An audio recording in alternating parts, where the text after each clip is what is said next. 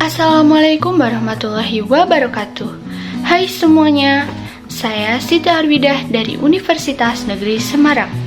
Hari ini saya akan membagikan sebuah cerita, bukan hanya tentang makanan, tapi tentang sebuah kenangan, warisan budaya, dan tentu saja ilmu kimia di balik sebuah sajian tradisional, wadai ilat sapi. Wadai mempunyai bentuk yang unik, menyerupai lidah sapi, dengan tekstur yang lembut dan cita rasa manis gurih yang khas. Tetapi, di balik kelezatannya, ternyata tersembunyi sebuah kisah menarik tentang bahan pengembang yang dijuluki masyarakat dengan nama kencing kuda. Nama yang mungkin terdengar janggal, namun punya alasan ilmiah yang sangat menarik untuk kita kupas bersama.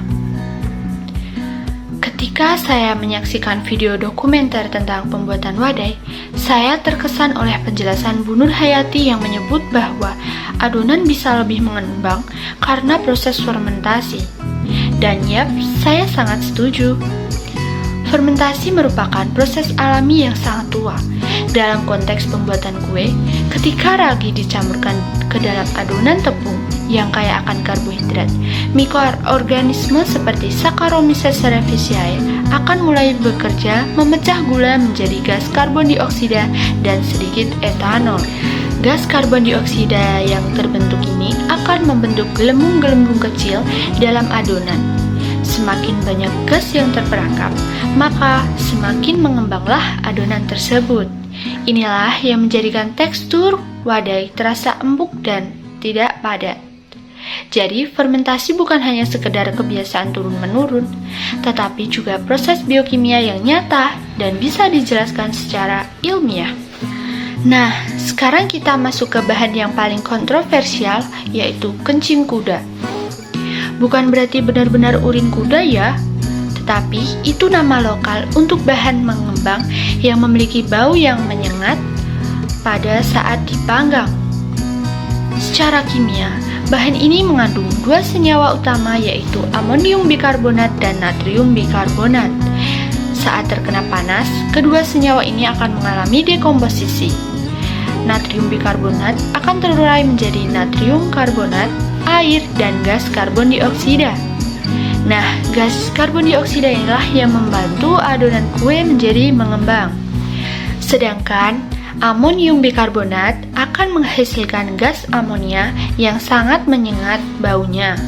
Gas inilah yang membuat adonan saat dipanggang mengeluarkan aroma tajam, persis seperti yang disebut masyarakat, yaitu seperti kencing kuda. Jika digunakan dalam takaran yang wajar, senyawa ini bisa sepenuhnya menguap saat pemanasan dan tidak membahayakan. Jika digunakan dalam takaran yang wajar, senyawa ini bisa sepenuhnya menguap saat pemanasan dan tidak akan membahayakan.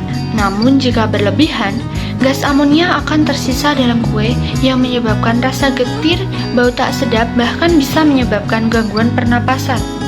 Oleh karena itu, penggunaannya sangat dibatasi dan diawasi seperti peraturan BPOM nomor 11 tahun 2019.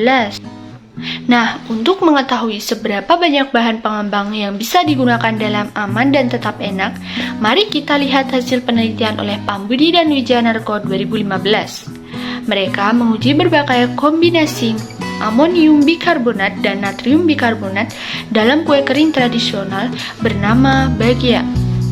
Ternyata, kombinasi 2% natrium bikarbonat dan 1,5% amonium bikarbonat menghasilkan skor tertinggi dalam uji sensoriknya. Artinya, kue tersebut paling disukai dari segi tekstur, rasa, dan aroma.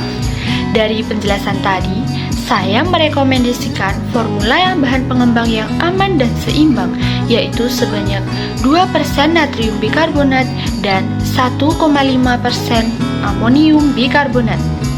Tambahan bahan alami yang beraroma bisa seperti pandan, kayu manis, atau vanili bisa membantu menyamarkan aroma sisa amonia. Nah, bagi para pelaku UMKM, informasi ini sangat penting sekali.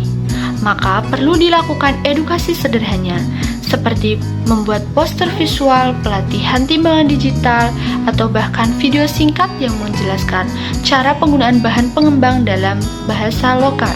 Selain itu, kerjasama antara Dinas Kesehatan dengan UMKM, produk seperti wadah ilat sapi bisa tetap mempertahankan cita rasa tradisionalnya sekaligus menjamin keamanan pangannya. Tradisi yang diperkaya oleh ilmu wadah ilat sapi bukan hanya panganan tradisional. Ia adalah warisan rasa dan teknik yang telah teruji oleh waktu.